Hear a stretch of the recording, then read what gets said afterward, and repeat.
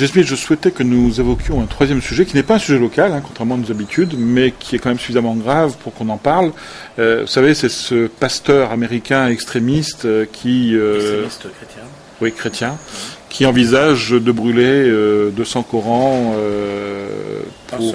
Un seul, moi j'ai lu quelque part. Bon, peu importe, je dirais qu'à la limite...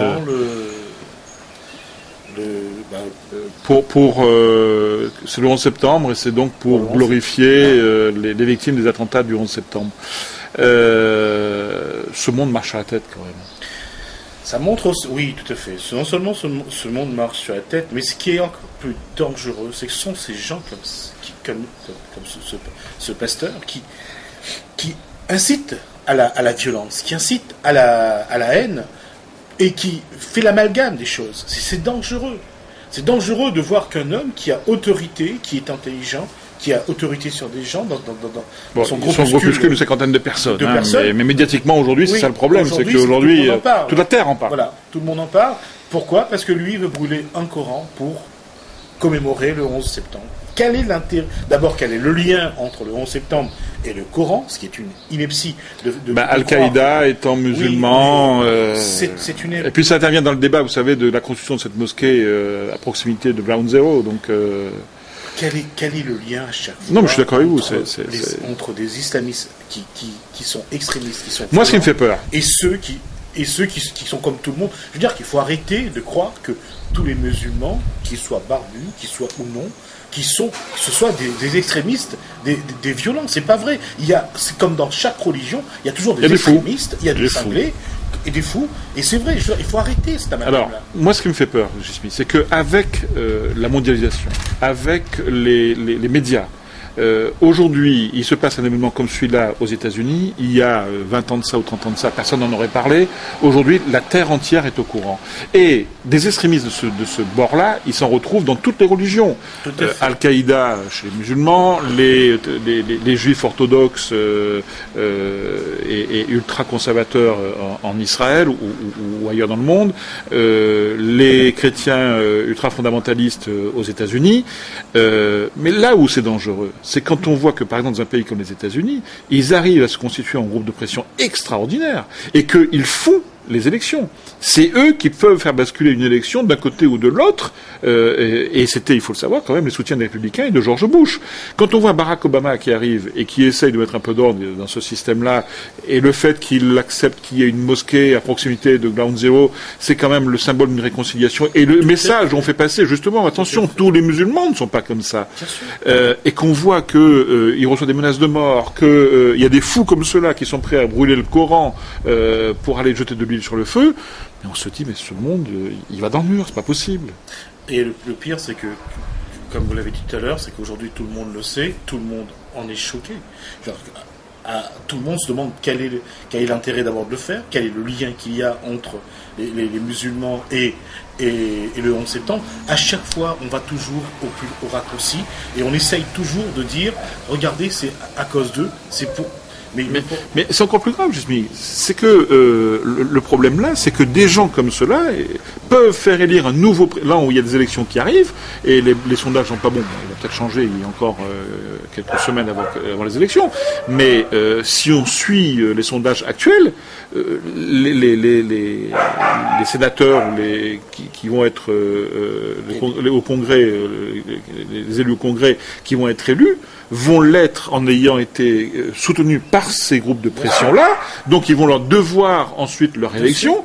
Ensuite, le président des États-Unis risque de basculer et on risque de voir un républicain revenir et qui sera sensible au message de ces gens-là. C'est quand même fou. Je veux dire, la présence du clan aux États-Unis, tout le monde sait que c'était toujours là. Je veux dire, c'est pas seulement une question, c'est aussi du racisme de la part de cette personne. Il ne faut pas avoir peur des mots. Voilà, on est en train d'amalgamer les choses. Juste pour une chose, c'est pouvoir pointer du doigt, stigmatiser, pour pouvoir isoler les gens, les marginaliser, et ça c'est dangereux. Encore une fois, on est aujourd'hui, pour le dire, on est dans un monde où chacun est en quête de quelque chose, et on est tellement fragile en fait.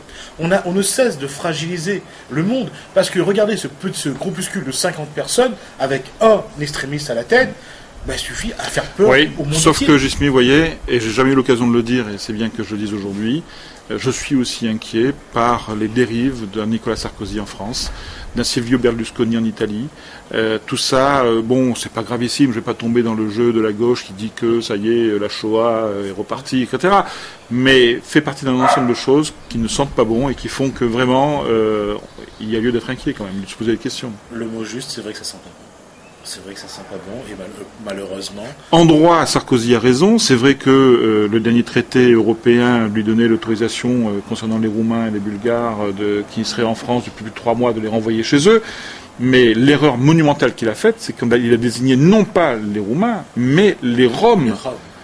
Et là, ils sont eux-mêmes rejetés par... Voilà, et là, on stigmatisait une communauté. Tout à fait, Ce n'est pas les Roumains qui viennent chez nous et qui sont au-delà du temps touristique. Non. On montre du doigt une communauté. Parce que cette communauté-là n'apporte rien à la France, entre guillemets. Pas d'argent pour le tourisme, rien. Au contraire, ils sont là pour... Oui, et puis c'est vrai qu'on va dans le sens des bas instincts de l'électeur de base, qui, lui, vit chez lui dans sa petite maison, dans son petit village reculé de province, et qui n'a pas envie de voir des gitans venir s'installer à 200 mètres, parce que, oui, sinon ils vont venir voler la trottinette dans la cour, ou le vélo, etc. Et Martine Aubry a été... Elle-même l'a fait. Voilà, elle a demandé l'expulsion de Rome dans sa communauté. Il y a des gens qui n'acceptent pas que ces gens soient là, qui ne se sentent pas à l'aise, et qui préfèrent... Mais à force, c'est nous qui finissons par plus nous sentir à l'aise. Finalement, quand on regarde bien, si on prend l'exemple de cet extrémiste chrétien, dans quoi... C'est le même processus. Hein. Où allons-nous nous sentir à l'aise au jour d'aujourd'hui? Moi, j'étais fier quand Obama a été élu. Ouais. Et aujourd'hui, là, je suis à nouveau inquiet. Non, moi, je me suis dit que les gens se prenaient et croyaient tellement que Obama allait tout changer. Non, mais j'étais content que Bush s'en aille, parce que lui, dans le genre, j'allais dire un gros mot. Je veux dire con, mais je l'ai pas dit, vous avez entendu. J'ai dit réactionnaire.